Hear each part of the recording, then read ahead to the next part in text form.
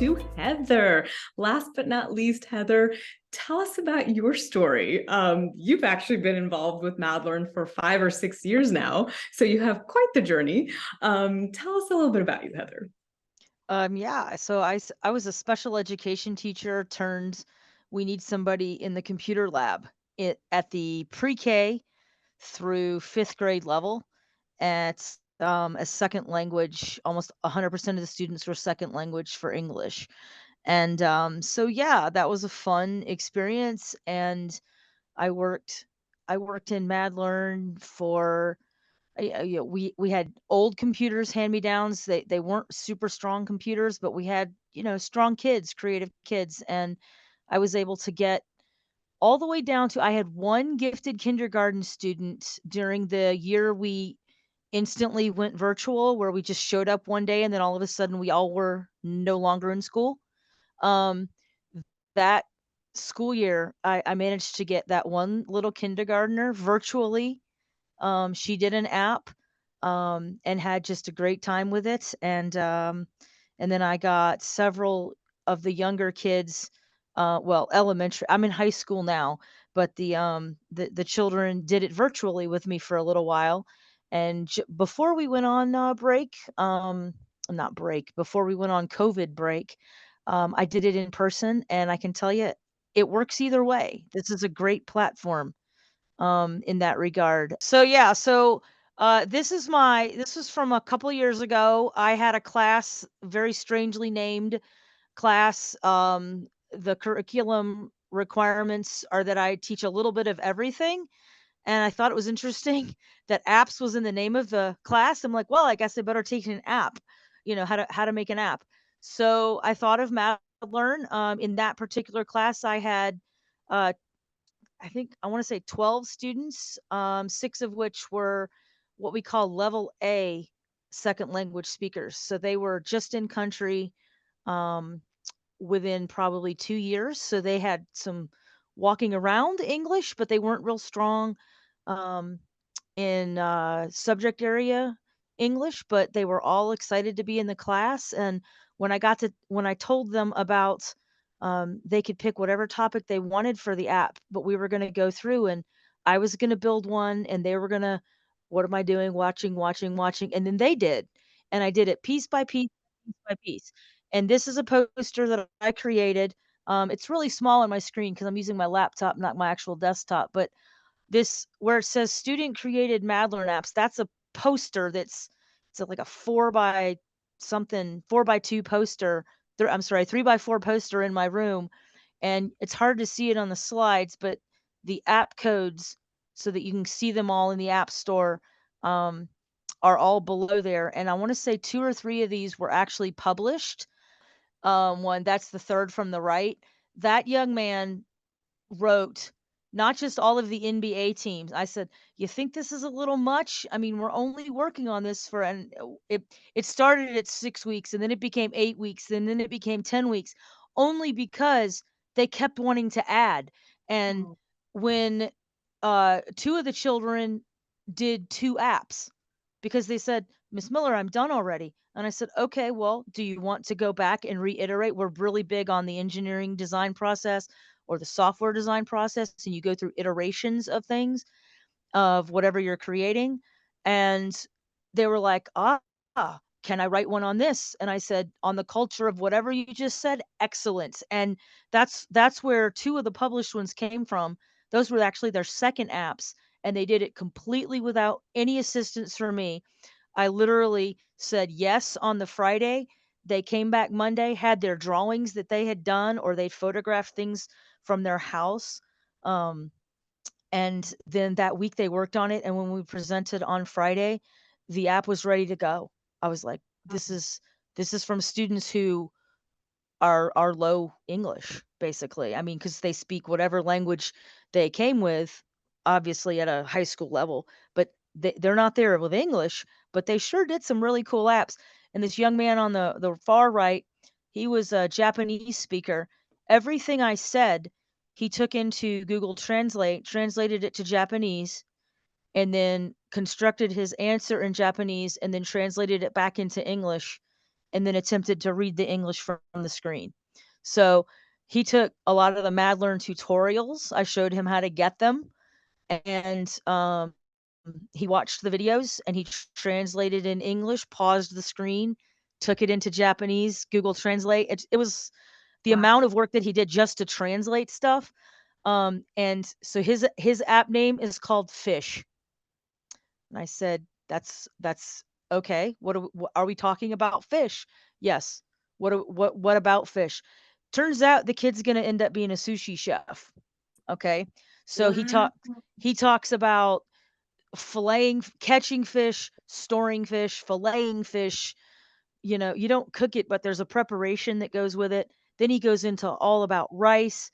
Um, and so anyway, he worked very diligently, and so yeah, the app that was kind of interestingly named Fish. This program has made some of the coolest, weirdest kind of synchronistic type events happen sort of in my life. You know, I did not realize it, but when I took 2 students up to the Congressional App Challenge in DC, I turned the corner and I'm like, "I think I hear Greg Stone," like, in a room full of 100 people, and sure enough, I hear Greg Stone just jabbering away to talking about MadLearn and all of that. It was really cool. We have an at-risk summer program in DeKalb County, for the high school to 23-year-old that has dropped out but not gotten a GED yet. And so they're qualified to do this program, and DeKalb County does it, and they always recruit some of us to come and teach. It's virtual, and I thought, 2 years ago when we did it, I had 4 hours a day, Monday through Thursday. And this year they gave me 1 hour a day for 4 days, and they wanted me to teach mobile apps. And I'm like, "All right, buckle your seatbelts, kids, let's go." And so I literally, we started the day after Juneteenth, and we were talking that Monday we had a holiday, and it was our newest holiday, and all of the kids knew that we had off Monday, but they didn't realize that it was a holiday. And I said, well, that's interesting, because you guys are young and in school, and you're still learning the holidays and all of that kind of stuff. And so anyway, they asked their parents, did they know that Juneteenth was a holiday? They knew it was a holiday, they just didn't know it was a federal holiday. So I thought, all right, why don't you guys research your topic and I'll research my topic. And so there we go. And I created this Juneteenth app. Um, and I tried to get all of them to do an HCJ page, which is a coding page. I had to make it so they weren't scared of it. And so I showed them mine, and then they tried it. And so anyway, there's lots of words there, but basically, you can use that QR code to get to it without having to type in And the code. And that's actually something that was also just a question in the chat. So yes, Michael, to see apps, all you have to do is scan the app QR code. So any app that you make with the new MadLearn, which we just launched this year, has a QR code associated with it. You scan that QR code and it opens up instantly on your phone.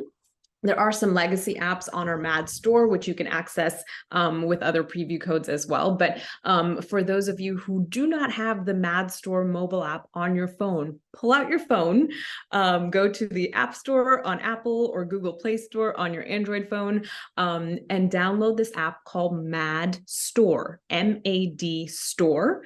It's our version of the App Store. So any app that a student makes, you can instantly see if you have their QR code, but the best ones get published to that Mad Store app that meet a high quality and standard and approvals and all of that good stuff. So love this idea, Heather. You saw a problem, you saw a gap, you saw something that our kids needed to know about but didn't, and you said, hey, let's create an app on it and have it be something. So tell us about this one real quick. So this one was one of the students who this was the first time teaching this particular set of students that I used Canva instead of some of the other like Cool Logo and all of those other And we things. see everyone nodding their heads and doing thumbs up. So yes, we love And Canva. If you have and access so to Canva, it's free for educators. So use Canva yes. to make your designs. Yes. Yep. Absolutely. And on the pro version you can transparent background, which makes the background. You can't read it hardly, but it says Black culture.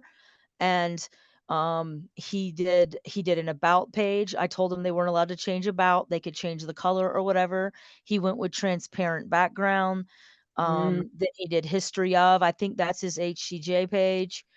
Um, well, no, he's got a little yeah. Q&A. It's kind of like a Black History Month thing in there.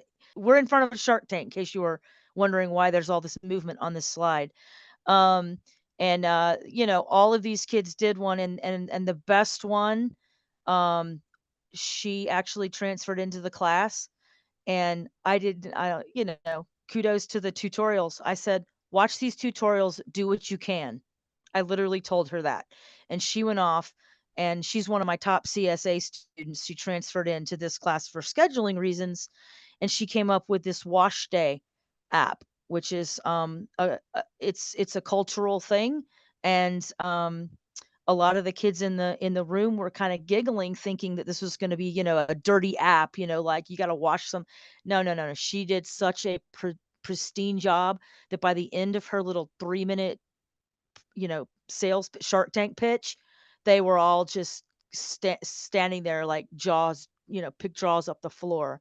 And she Wow. did such a nice job. And she hasn't even had time she just finished it a few days ago. And that horror hotel was the second to last one done. And he did a choose your own adventure. He's a creative writer, second language Mm. learner. Actually, every kid in here, except for 2 of them, are second language learners. This seems to be my second language learner class. Um, but yeah, they did all these ones on the left are like a subject, kind of telling about a specific subject. Same thing with March. Um, the baseball app there in the middle. Um, he had a creative Amazing. little HCJ page. So all these is to make my life easy, because I teach the same thing over and over and over. 3 branches of government, all the way down to 3rd grade. Everybody knows that subject, so I can take them through the brainstorming, and it's real easy to brainstorm through that. And then we go through all the different, make the app shell, keep going, keep going. Okay, now go back and do the artwork, because that's where you're going to lose them into, they're just going to get so involved. So you don't want to be teaching and then say, okay, just put a picture, and that you'll lose them. They're all the ones that are obsessed with art. They'll never hear anything else you say, because they'll never leave the drawing page. So you got to get them a little bit further than that, and then let them go back and edit at that design phase. So you just have them make an app shell. And this lower right hand one, that's my 9-year-old son. He listened to me do a virtual tour, and he says, "Mommy, I want to make one." And I said, "Okay." He's a DeKalb student, and so that's his. It started as swimming, and now it's like every sport under the sun.